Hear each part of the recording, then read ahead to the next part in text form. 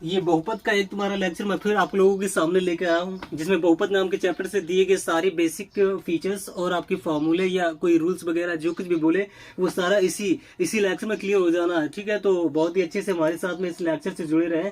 देखिए इसमें पॉलिनोमियल बहुपद बहुपद की पहचान आपको दी है कि बहुपद एक्चुअली में होता क्या, तो वो पीएक्स फॉर्म जैसा होता है और उसका जो प्रसार होता है इस प्रकार से होता है। ठीक है, कि p x equal to a0 plus a1 x1 plus a2 x2 plus dot dot dot plus a n x n, जहां पर ये जो ए एन एक्स एन ये जो टर्म है आपका, इसी टर्म कि ये जो आपका टर्म है ये बहुपद का व्यापक टर्म है। ठीक है, मतलब बहुपद के जनरल टर्म है। इसी टर्म के हिसाब से अब n के मान जो कि यहाँ दिए गए होंगे उनमें से किसी भी एक को पुट कर देने के बाद में इस px का कोई भी पद निकाल सकते हैं। ठीक है, तो इसीलिए ए एन एक्स एन को इससे बहुपद का व्यापक पद बोलते हैं। ठीक है, तो ये बहुपद जो है ना आपका किस प्रकार का, एक चीज ये इसमें ये भी देखने को मिलेगी कि आपके a0 a1 a2 dot dot G जो है ना आपका an जैसा फॉर्म है जो कि आपका 0 के बराबर कभी नहीं होगा। और ये जो an है ना आपके जितने भी दिए हैं वो इस बहुपद में xn जो कि ये है xn के कोफिशिएंट है, इन कोफिशिएंट को गुणांक बोलते हैं हिंदी में। और ये सब क्या है, वास्तविक संख्याएं हैं। ठीक है, इन वास्तविक संख्याओं का गुणांक एक्सन के साथ में है, तो ए एन एक्सन इन्हीं दोनों टर्म के हिसाब से जो कि एन पर डिपेंड करे, एन के मान 0 1 2 3 डॉट डॉट ऐसा कुछ भी होगा उन्हीं पर डिपेंड करने वाला ये बहुपद का जनरल टर्म है। और इन्हीं टर्म इसी चीज से ही बहुपद के सारे पद बनते हैं। ठीक है, वो पद तुम्हारा एक हो सकता है, दो हो सकता है, तीन हो सकता है, कुछ भी हो सकते हैं। ठीक है, according to the number of n की संख्या के हिसाब से। और ये दोनों आपकी कंडीशंस होगी, इन दोनों को याद रखना।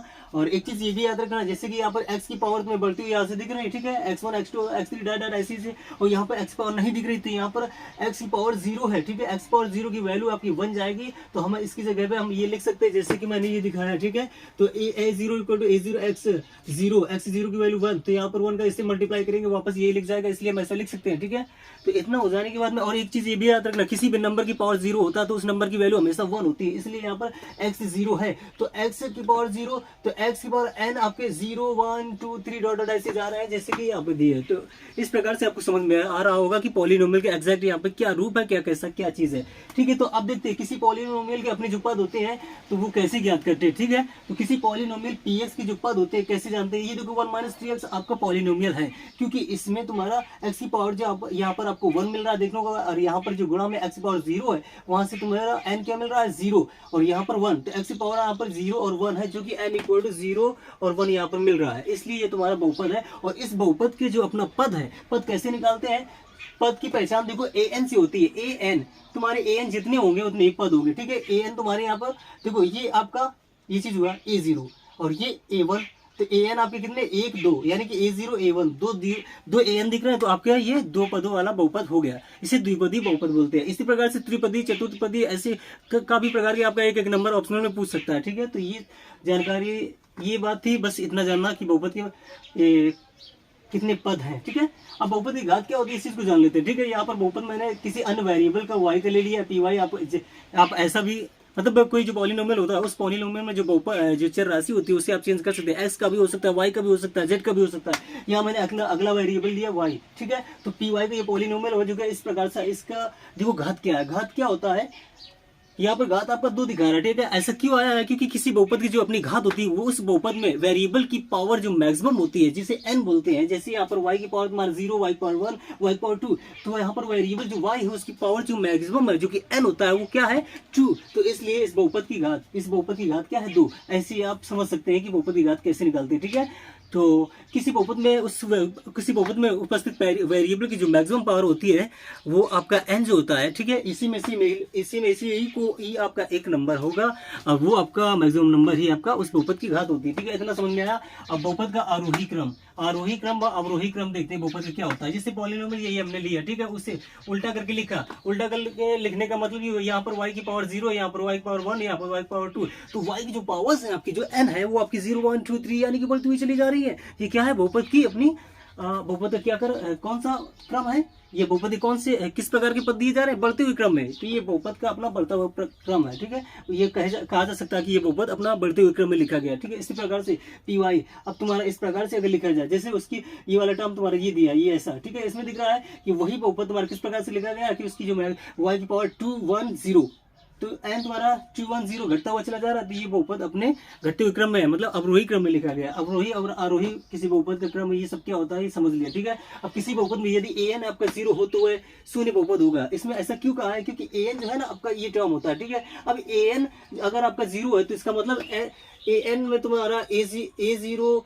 a1 a2 a3 ये सब 0 आएंगे, तो वो सभी अगर 0 होंगे जो कि यहाँ हो जाएंगे, तो वो तो सभी 0, तो सभी पद आपके 0 जाएंगे, और सभी पदों को जब जोड़ेंगे तो वो भी 0 0 0 0, इसलिए तुम्हारा px बन जाएगा 0। इसीलिए कहा कि an इक्वल टू अगर 0 है तो आपका वो बहुपद जो होगा वो आपका शून्य के बराबर होगा, मतलब वो शून्य बहुपद कहलाएगा, ठीक है। इतना याद हो जाने के बाद में अब आगे देखते हैं px बहुपद है या नहीं है। ऐसा जानने के लिए मैंने px, मतलब ये कैसे जानेंगे कि कोई बहुपद px जो है ना वो बहुपद है कि नहीं है। तो ये यहाँ पर देखो, यहाँ पर px ये चीज मैंने लिया, इसको px बताया, ठीक है, और ये आपका बहुपद है। क्यों बहुपद है, क्योंकि ये इसी की कंडीशन को फॉलो करेगा। कैसे, यहाँ पे x की जो पावर है 2 है, यहाँ पे x की जो पावर है वो 0 है, तो x की पावर जो कि n होती है वो 0 2 यहाँ पर ढूंढने से मिल जाएगी, 0 2 मिल गया, तो इसका मतलब ये आपका बहुपद है। लेकिन यहाँ पर देखो ये आपका बहुपद नहीं है, क्यों, क्योंकि यहाँ पे x पावर -2 है, यहाँ पे x पावर 0 है, तो x पावर 0 तुम्हारा n में मिल गया, x पावर का मतलब n आपका यहाँ पर 0 मिला, ठीक है। लेकिन x पावर n जो कि यहाँ पर -2 है वो तो इसमें है नहीं, तो इसका मतलब ये कंडीशन को फॉलो नहीं कर रहा, ये बहुपद नहीं है।